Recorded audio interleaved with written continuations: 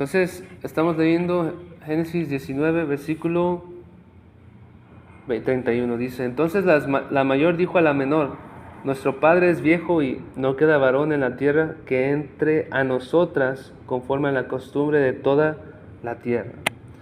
Ven, demos a beber vino a nuestro padre y durmamos con él, y conservaremos de nuestro padre descendencia. Y dieron a beber vino a su padre aquella noche, y entró la mayor y durmió con su padre, mas él no sintió cuando se acostó ella, ni cuando se levantó. El día siguiente dijo a la mayor a la menor: he aquí yo dormí en la noche pasada con mi padre, démosle a beber vino también esta noche, y entra y duerme con él, para que conservemos de nuestro padre descendencia. Y dieron a beber vino a su padre también aquella noche, y se levantó la menor y durmió con él, pero él no echó de ver cuándo se acostó ella, ni cuando se levantó. Las dos hijas de Lot concibieron de su padre, y dio a luz la mayor un hijo, y llamó su nombre Moab, el cual es padre de los moabitas hasta hoy, que quiso maldecir al pueblo de Dios con Balaam. La menor también dio a luz un hijo, y llamó su nombre Ben-Ammi, el cual es padre de los amonitas hasta hoy. Entonces ellos quizás son los dos pueblos que han ido en contra de Dios también. Bueno, son dos de los muchos pueblos que han ido en contra de Dios, del pueblo de Dios. Entonces, Alejandro, ¿qué vemos aquí? Estas muchachas tomaron una decisión en base a miedo. No tomemos decisiones en base a miedo. ¿Amén, Alejandro? Ellas tuvieron miedo de no tener una descendencia y cometieron ¿qué? Incesto. El incesto es un pecado. Ahora, antes se casaban, ¿verdad? Las hermanas, por ejemplo, Abraham y Sarai eran mitad hermanos. Pero la Biblia ha prohibido una cosa desde el principio: la sexualidad con los padres e hijos. La Biblia nunca ha aceptado eso. Entonces, estamos en un mundo totalmente malo. Vamos a leer ahora Lucas 17, amén. Vamos a leer Lucas 17, desde el versículo 26, dice: como fue en los días de Noé, como fue en los días de Noé, así también será en los días del Hijo del Hombre. Versículo 26, Lucas 17, dice: comían y bebían, se casaban y se daban en casamiento, hasta el día en que entró Noé en el arca, y vino el diluvio y los destruyó a todos. Asimismo como sucedió en los días de Lot, que acabamos de leer de Lot, Génesis 19. Comían y bebían, compraban, vendían, plantaban, edificaban, mas el día en que Lot salió de Sodoma, llovió del cielo fuego y azufre y los destruyó a todos. Así será el día en que el Hijo del Hombre se manifieste. En aquel día el que esté en la azotea y sus bienes en casa, no descienda a tomarlos, y el que en el campo asimismo no vuelva atrás. Aquí está hablando sobre cuando el anticristo venga a destruir a los judíos, que no desciendan porque van a huir. ¿Sale? Entonces, muchas veces Mateo 24 y los pasajes que Cristo habló, Alejandro, los estaba hablando, ¿cómo se llama? A los judíos. Entonces, él está hablando mucho de los últimos tiempos, también tiene que ver con los judíos. Y por eso cambia la interpretación así. Porque, por ejemplo, hay muchos tipos de doctrinas que nos separan como hermanos, pero que hay algunos que, por ejemplo, se llama el premilenialismo, premilenialismo, que significa, cree básicamente lo que nosotros creemos, pero el milenanismo, ¿cómo? Bueno, postmilenarismo, no, cree básicamente que nosotros vamos a atravesar toda la tribulación, los cristianos, y al final Cristo viene, nos arrebata, ¿sí? Y luego vuelve. Y hay otra versión, no sé cuál es. Hay otra versión más antigua, no sé si esa es la versión antigua del postmilenarismo, o hay otra versión también que no es tan antigua del postmilenarismo que es diferente. No sé cuál sea, pero una de esas dos, que atravesamos toda la tribulación, amén. Atravesamos hasta la mitad de la tribulación y somos arrebatados. Y ya regresamos para poner el reino de Cristo. Pero la razón de esos versículos es esto, Alejandro. El postmilenarismo, las dos versiones, ve en Mateo 24, ve en Lucas 17, y lo que predicó Cristo en los últimos tiempos como cosas para la iglesia. Pero cuando lo lees, no son para la iglesia, mayormente son para los judíos. Les está preparando para la tribulación. Entonces ahí enseñan que los cristianos, es otra prueba de que los cristianos no vamos a pasar la tribulación. Entonces es increíble, muy, muy interesante, la verdad. Acordaos de la mujer de Lot. Dice, todo el que procure salvar su vida, la perderá, y todo el que la pierda la salvará. Os digo que en aquella noche estarán dos en una cama, el uno será tomado y el otro será dejado. Dos mujeres estarán muriendo juntas, la una será tomada y la otra dejada. Dos estarán en el campo, el uno será tomado y el otro dejado. Ahora, antes yo creía que eso hablaba del rapto, pero esto es increíble. ¿Sale, Alejandro? ¿Listo? ¿Sale? Porque recuerda, está hablando judíos. ¿Y cómo lo sabemos? Checa esto, Recuerda que Cristo, Él predicaba a los judíos. ¿Qué le estaba predicando esto? A los judíos Él estaba predicando, yo lo sé. A los judíos, amén. Nomás.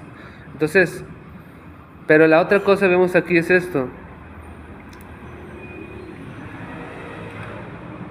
Que Él les habla de Lot. Acordaos de Lot. ¿Quiénes sabían de Lot más que nada? Los judíos. ¿Ven? Entonces, ¿a qué se refiere este versículo? Si estos versículos están hablando ya luego que uno será tomado y otro dejado, si está hablando del arrebatamiento, entonces está diciendo que el arrebatamiento es en la mitad. ¿Por qué? Porque, ¿cómo se llama? La persecución de los judíos va a ser en la mitad de la tribulación, ¿sabe? Pero no está hablando del arrebatamiento. En Apocalipsis 12 dice que un remanente va a ser llevado a las montañas o al desierto, y Dios va a guardar un remanente judío en la segunda parte de la tribulación. Los va a guardar, los va a cuidar del anticristo. En la segunda parte de la tribulación, es la segunda parte de la tribulación, está en Apocalipsis 12. Entonces, Alejandro, ¿cómo se llama? Esa es una posibilidad. Otra posibilidad es esta. Versículo 37. Y respondiendo le dijeron, ¿dónde, Señor? Él les dijo, donde estuviera el cuerpo, allí se juntarán también las águilas. Fíjate, dijo, ¿dónde, Señor? Y vemos un versículo atrás que Él está hablando. Dos estarán en el campo, el uno será tomado y el otro dejado. esto está hablando, ellos le preguntaron, ¿dónde es que una persona va a ser dejada y otra tomada? Y dice, donde estuviera el cuerpo así, allí se juntarán también las águilas. ¿Dónde se van a juntar las águilas, Alejandro? ¿En los cuerpos de qué? De las personas que después de la tribulación sean matadas y muertas por juicio de Dios por seguir a la bestia. Porque dice, vengan y coman a la gran cena. Y entonces, en Mateo 24, hay una parte donde dice que esas personas judíos que van a ser perseguidos al final de la tribulación, ya cuando viene Cristo, van a ser arrebatados ellos. Dios los va a salvar. Entonces, la Biblia es increíble, hermano. Hay muchísimo.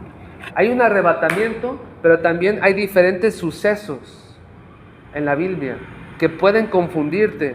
Hay el suceso donde Dios dice que como con una águila, no sé si es una águila literal, pero lleva a un remanente en la mitad de la tribulación o en el principio a un lugar a ser guardados. Y se parece al arrebatamiento si tú te pones a leerlo así nomás. Y luego al final hay otro tipo, se parece como un arrebatamiento, que simplemente Dios guarda a los que están al final de la tribulación, los judíos. Porque dice, si tú lees Joel 2 dice, el sol será oscuro, ¿sí? Y la luna será en sangre. Y luego eso va con Mateo 24 y Lucas 21. Dice que las estrellas caerán cuando venga el Hijo del Hombre. Y no está hablando del arrebatamiento, está hablando de la segunda venida. Cuando Él venga, todo eso va a pasar. Y dice ahí en Joel 2, y el que llame el nombre del Señor será salvado. Obviamente lo podemos aplicar también a la salvación, pero ahí está hablando de la ira del anticristo y de la ira de Dios. El que diga Señor en ese momento, y yo creo que van a ser los judíos, y todo aquel que clame, porque dice todo aquel, cuando ellos llamen Señor, Él va a rescatar a los judíos, ¿no? Y a los que creen, los que llaman su nombre. Increíble, Alejandro.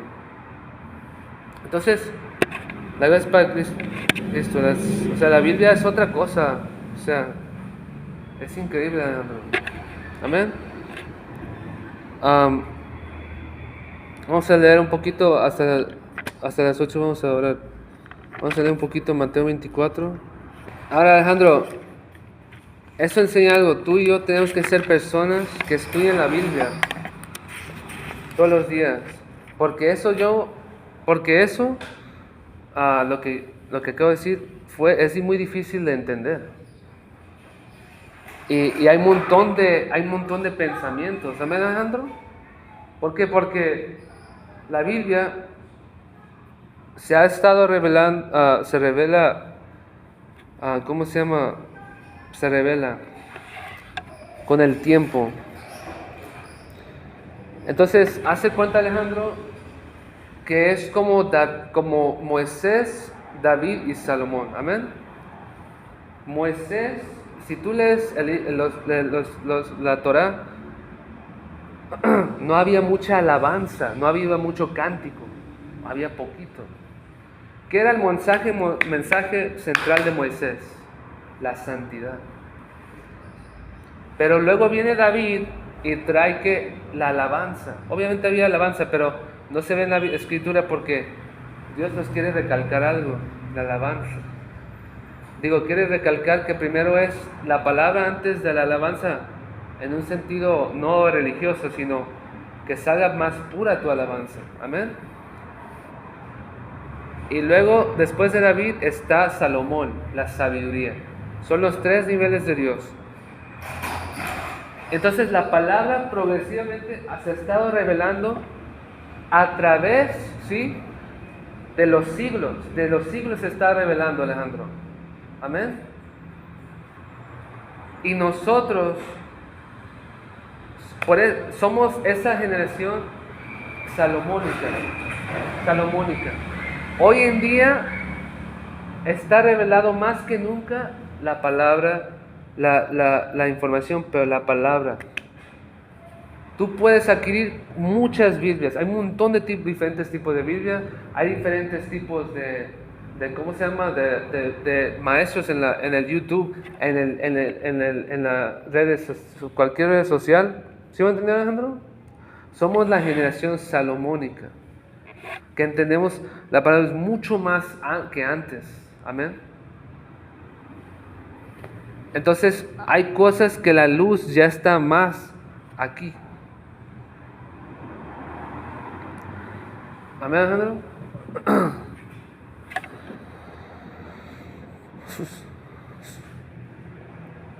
Ok, dice en el versículo 4 de Mateo,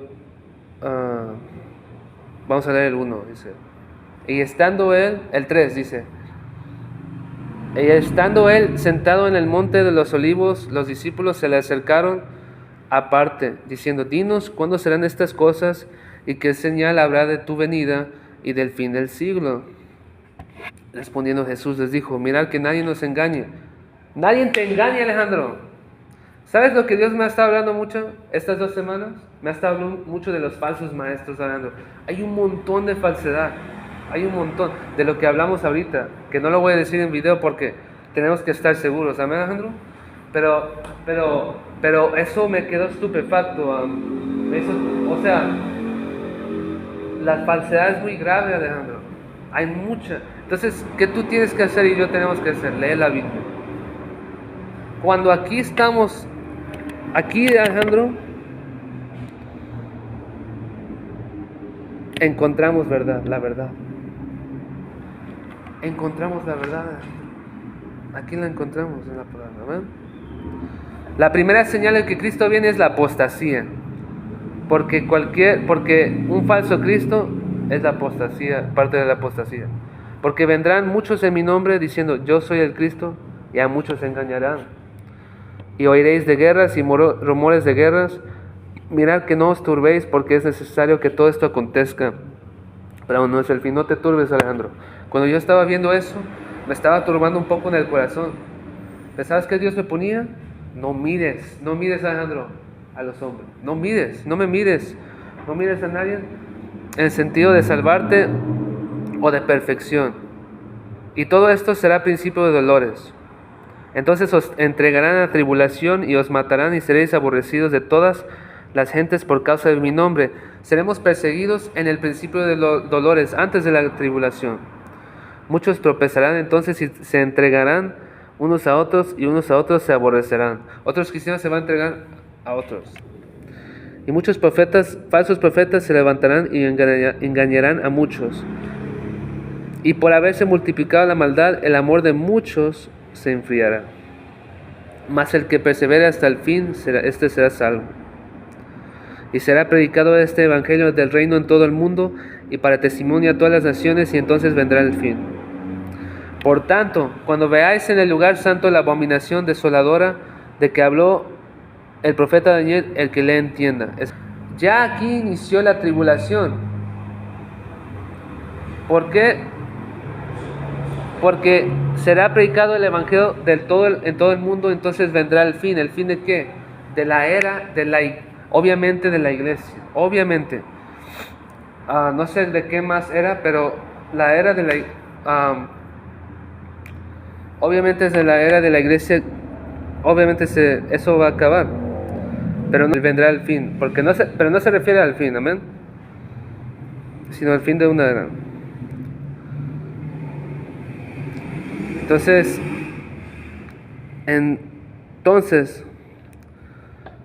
¿y cómo sabemos? También porque dice el 16, entonces los que estén en Judea huyan a los montes. ¿A quién está hablando? De los judíos. Cuando sean perseguidos, quizás, esto ya está hablando a la mitad, ¿cómo se llama la mitad? Cuando los va a perseguir. El que está en la azotea no descienda para tomar algo de su casa. Y el que esté en el campo no vuelva atrás para tomar su capa. Mas hay de las que estén encintas y de las que críen en aquellos días. Orad pues que vuestra huida no sea en invierno ni en día de reposo, porque no habrá entonces gran tribulación, cual la ha habido desde el principio del mundo hasta ahora, no la ni la habrá. Mira, Alejandro, la escritura se reveló. Dios ahorita me dio más luz. ¿Cómo sabemos que estamos ahora hablando de la tribulación? Porque va conjunto con este versículo. Vamos a leer ahora el 29. E inmediatamente después de la tribulación de aquellos días, el sol se oscurecerá y la luna no dará su resplandor, y las estrellas caen del cielo, y las potencias de los cielos serán conmovidas. Entonces aparecerá la señal del Hijo del Hombre en el cielo. Entonces lamentarán todas las tribus de la tierra y verán al Hijo del Hombre viniendo sobre las nubes del cielo con poder y gran gloria. Y mira, escucha esto, Alejandro. Y enviará a sus ángeles con gran voz de trompeta y juntarán a sus escogidos. ¿Qué te dije, Alejandro? De los cuatro vientos, desde un extremo del cielo hasta el otro. Todo el que clame, Señor, al final de la tribulación, Dios los va a rescatar. Entonces, vamos a leer solamente el 37. Dice más, como los días de Noé, así será la venida del Hijo del Hombre. Entonces, Alejandro, estamos en los días de Noé. Entonces, tenemos que guardar, sí, las vidas, nuestras vidas, para Dios. Amén.